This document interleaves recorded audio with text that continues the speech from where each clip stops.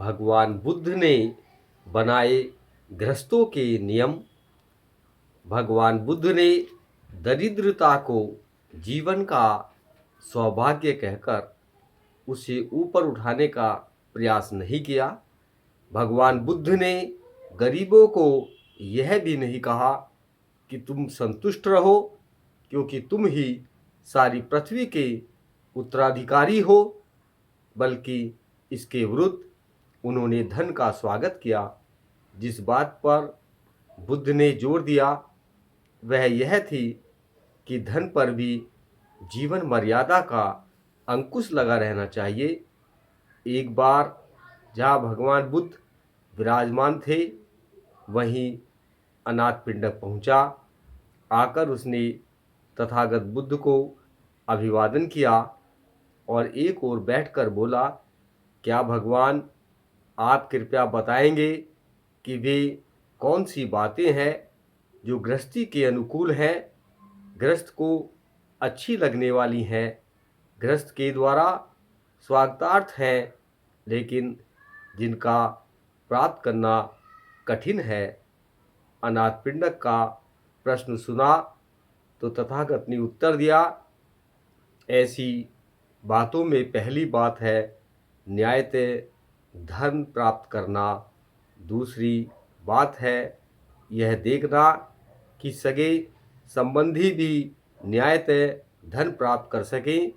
तीसरी बात है दीर्घजीवी होना। इन तीनों बातों की प्राप्ति से पहले जो गृहस्थी के अनुकूल है, गृहस्थ को अच्छी लगने वाली है, गृहस्थ के द्वारा स्वागत के योग्य है, चार बातें पूर्व करने हैं।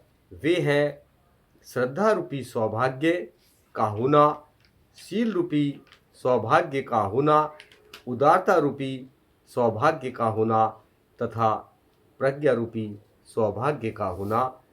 श्रद्धा रूपी धन का अर्थ है तथागत बुद्ध के बारे में इस पदार्थ की जानकारी का होना कि वे भगवान अरहत हैं, सम्यक संबुद्ध हैं, विद्या तथा आचरण से युक्त हैं, सुगत हैं, लोक अर्थात विश्व के जानकार हैं, अनुत्तर हैं, दुर्दंडनीय पुरुषों का दमन करने वाले सारथी हैं तथा देव मनुष्यों के शास्ता हैं। शील रूपी सौभाग्य प्राणातिपात अर्थात जीव हिंसा, अदिन्नादान अर्थात चोरी, काम मिथ्याचार, व्यभिचार, मृषावाद अर्थात असत्य तथा नशीली वस्तुओं के त्याग में है। उदारता रूपी सौभाग्य कंजूसपन के कलंक से दूर रहने में है, उदार बने रहने में है, खुला हाथ रखने में है, दूसरों को देने में आनंद मनाने में है, दाता और दानशील होने में है। प्रज्ञा का सौभाग्य किस बात में है?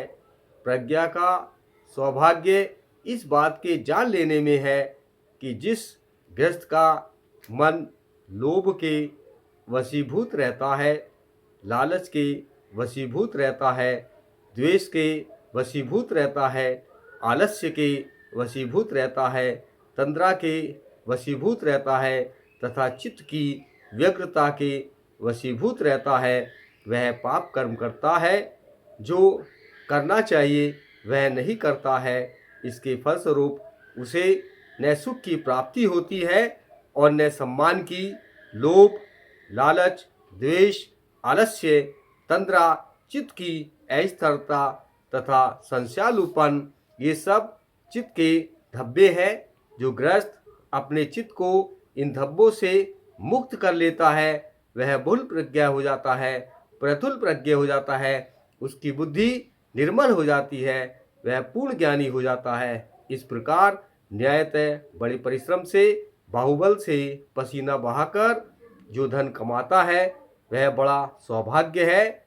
ऐसा ग्रस्त अपने आप को सुखी और आनंदित करता है तथा आनंद में मग्न रहता है। वह अपने माता पिता, अपने स्त्री बच्चों, अपने नौकरों और कर्मकारों तथा अपने यार दोस्तों को सुखी और आनंदित करता है तथा सभी को आनंद मग्न रखता है। नमो बुद्धाय।